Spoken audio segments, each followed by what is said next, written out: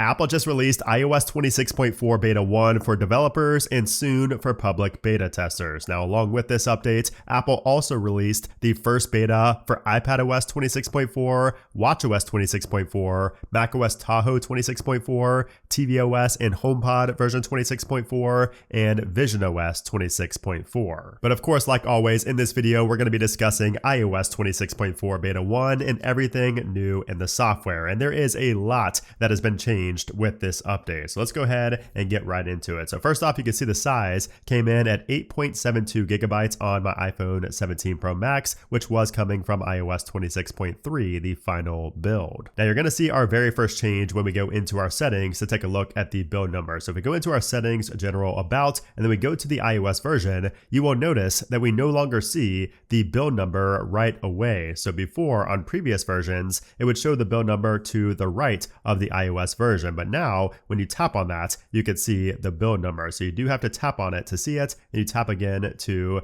hide that build number right there. So the new build for 26.4 Beta 1 is 23E5207Q. And then if we go back and check out the modem firmware, that is 1.54.01 for the iPhone 17 series. Okay, so now let's talk about what's new here in iOS 26.4 Beta 1, aside from that build number change, because we have a few things to discuss here. So the first one is a very small one, but this is something that drove me crazy in previous versions of iOS 26, and it's now been fixed. So if you go into your settings and go down to Face ID and passcode, you will see that the passcode screen has now been centered. So it looked really weird before, because you can see iOS 26.3 on the left. Throughout this video, we'll have 26.3 on the left, 26.4 on the right, by the way. But before, you could see that everything was left aligned except for the glyph in the top middle. So that was very weird. Now you can see it's centered, and also the X button is now in the upper left corner instead of the upper right corner. Now this update adds several changes to the music application, and a lot of these I've been waiting on for quite some time. So first off, right when you open up the music application in 26.4, you will be greeted with this new splash screen that says concerts near you. You can now find shows in your area and tour dates for artists that you love right in Apple Music, and there's a new look for albums and playlists. It says full page artwork brings your music to life. And that is definitely true, because if we go in here, if we go into one of our playlists, take a look at this. So here's what it looked like before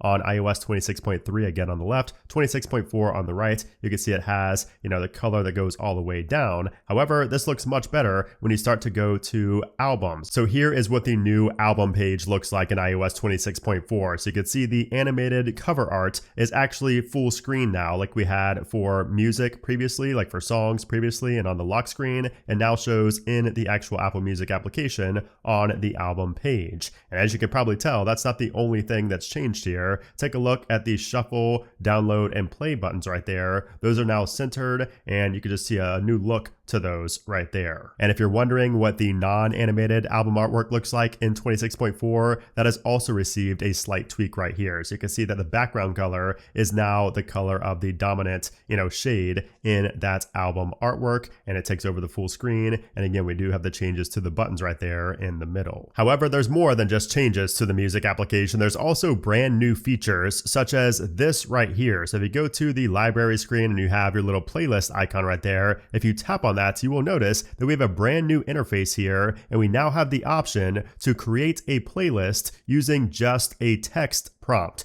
So you can see right here, it says beta playlist playground may create unexpected results. So this feature is called playlist playground. So it does use Apple Intelligence to create a playlist for you based on the prompt that you put in right there. So you do have playlist ideas, morning coffee music, hip hop party songs, and so on. And you do also have suggested songs down here as well. So we're going to stick with one of the playlist ideas right here. So we'll just do hip hop party songs and take a look at this. You can see the new animation that we get here for playlist party songs. You can see it's using the text down here. That is what was put in by default. Finding song matches, and then you get haptic feedback, and it will tell you here are hip hop and rap tracks perfect for a party. So it created 25 songs, about an hour and a half, and you can see the songs that it chose right there. Now you can customize this. You can see at the bottom, you do have the option to customize the playlist. So if you want to add on to that, to say to maybe add more artists or reduce the amount of certain artists, you can do that right there. We do also have this little,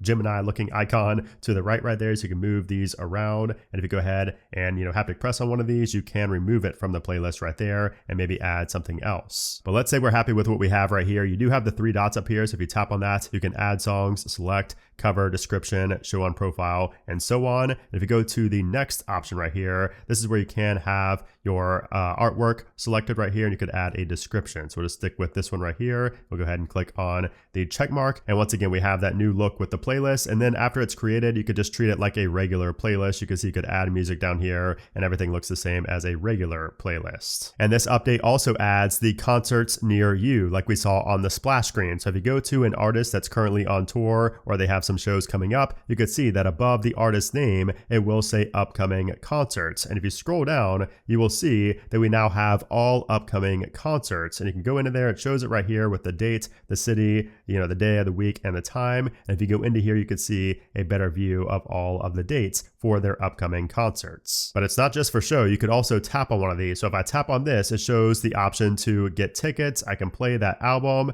It shows all the details about that concert, including the location. You have this right here. It shows powered by Ticketmaster, the set list even, and more upcoming concerts. So it's pretty, sophisticated here. And if we go ahead and click on get tickets, it will take you straight to Ticketmaster for that specific concert. There's also 2 new ambient music widgets that were added. So you could add these to your home screen. So you have an individual where you can set the mood of your choice to play that ambient music. And you also have ambient music where there's 4 different options. So it says, you could do sleep, chill, productivity, or well-being. And those are right there. So here's what these look like on the home screen. So you can see sleep. I could just press play right there, or I could tap one of these 4 to play one of these 4 for ambient music. We have a big new feature in the podcast application, and that's because videos are now fully supported in Apple Podcasts. So if you go to a podcast episode that was intended to be a video before, you could still play it. It would just be audio. It would look like this. But now with iOS 26.4, you could see that up top, it now shows video next to the date. And also when you have it in the now playing view, it says video available. So when you go into here, you could see that it will actually play the video in line inside of the podcast application. And you do also have the option to turn that video off if you would like to. So if you don't want to watch the video the entire time, you can turn that off if you want to listen to it, and just tap again to turn that video right back on, and you will have the captions there as well. Now here's an interesting change in iOS 26.4. So if you go to create a new wallpaper, if you go to add a new wallpaper to your device, you will notice that when you go down to the defaults right here where you have weather, astronomy, emoji, and so on, you'll notice that they are not all preloaded onto your device. So take a look at weather, for example. We have to tap on get to download those onto our device instead of them already being here by default. So they're like little packs of default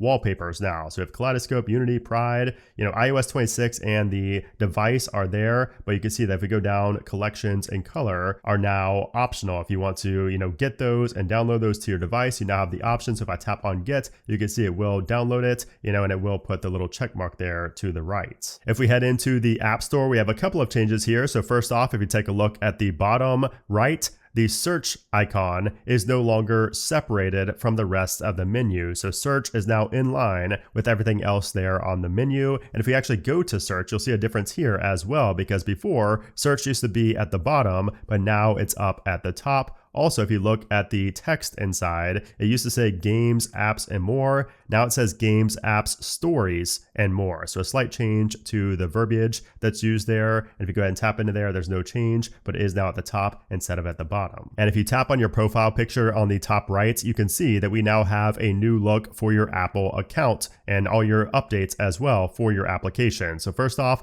up top, it says Apple account with a glyph to the left of it now. Our name underneath now says account info, payments, and settings instead of before where it just showed your email address. Game Center has a little glyph to the left of it, and you can see that your text right here for your gamer tag is smaller. And then below that, we have subscriptions up top now, whereas before that was the second option. And then we have apps and purchase history. They are combined now, whereas before they were separated. And then below that, we have updates, which is something new because before you had to scroll all the way down to get to your updates. And then we have notifications, ratings and reviews, and personalized recommendations. You can see before we had personalized recommendations down here at the bottom. bottom. And then below that, we have even more changes because we have these little buttons right here that are different as well. So it says add money, redeem code, and send a gift. Whereas before, you could see that there was more text and they were just individual buttons that were blue. And then for your app updates, again, before you had to scroll all the way down and then you saw your upcoming automatic updates. Now we have an individual section for that, a separate section for that. And also the update all button is now separated and up top. And it's also a little bit more rounded instead of, being inline right there with an underline beneath it. In the contacts application, we now have support for liquid glass with these buttons right here. So the message button, call button, and the FaceTime and mail buttons now have support for liquid glass. You can really see it when you start to, swipe down and go over the image right there, the contact poster. So we now have liquid glass for those. Also, you can see that above, it now shows downtime contact. So if you have something saved, a contact saved as a downtime contact, it will now show that above their contact name. Also, you'll notice that the text is now more white, whereas before it had kind of a gray tone to it. So you can see the text for work, homepage, and so on. And also right here for, the messages, all that was a little bit more muted before. Now it's more prominent and white. If we go into our iCloud settings and go down to the bottom where we have access iCloud data on the web, you can see that before that used to just be a simple kill switch that you turned on or off. Now it just says iCloud.com. And if you tap on that, you now have a couple of options. You have allow data access, allow search, which says that allow your trusted Apple devices to provide search results to iCloud.com. And you also have advanced, where you can export your recent searches or clear your recent searches. And if we head into our settings and go into privacy and security, location services, and then go down here to system services, you'll notice that we have a new option here, a new kill switch for managed device. That was not there in iOS 26.3. So now you'll be able to have location services for your managed device. In the Find My application, if you go into dark mode, you'll notice that the background right here now has a true black tone to it, whereas before it was more of a dark gray tone. There's also this interesting new splash screen for Freeform that says Creator Studio, welcome to Freeform. So it's a full page takeover right here with a nice graphic, and you have the continue. However, I was not able to find anything new in Freeform, just this new splash screen. Also new in iOS 26.4, the stolen device protection feature is now enabled by default on all devices that are sold new from Apple. Now here's another interesting change in iOS 26.4. So if we go into our messages settings and we go down here to where we get to RCS messaging under the text messaging section, if you go into there, we have a brand new option for end-to-end encryption. This is currently in beta. So it says that it's not available for all devices or carriers,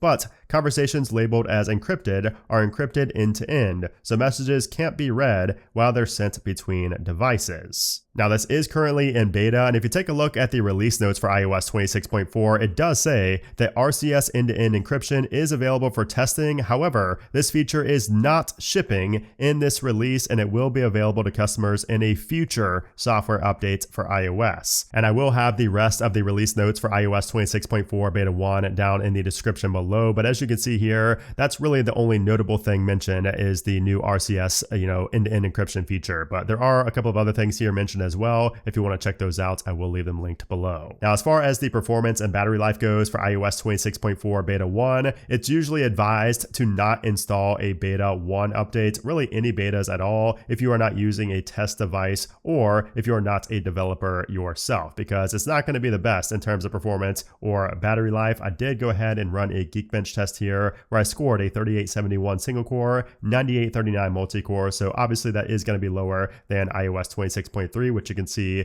listed beneath that. So performance so far for me, it feels decent, but again, it is a first beta, so we'll have to continue to test this and let you guys know my experience in the future. Now, as far as battery life goes, again, don't expect battery life to be great. Don't expect it to be as good as 26.3. I'm currently sitting at 85%. You guys will have to let me know what I started this video with, but again, I will follow up and tell you how battery life has been after using the device for some time. Okay, so now what can we expect next from Apple? So next up is most likely going to be iOS 26.4 26.4 beta 2. So the second beta for this version is most likely going to come out in March. So I would expect that to be coming out on the week of March 2nd. Now there is a possibility for it to come later in the week next week. However, Apple does typically take a little bit longer than just 7 days for the first beta of 8.4 update. So with that in mind, I would expect to see iOS 26.4 on the first week of March 2nd, which just so happens to be also the week that Apple is going to be announcing new products. As they announced this morning, they are hosting a special event on March 4th. So that also aligns with a good time frame to expect that next beta version.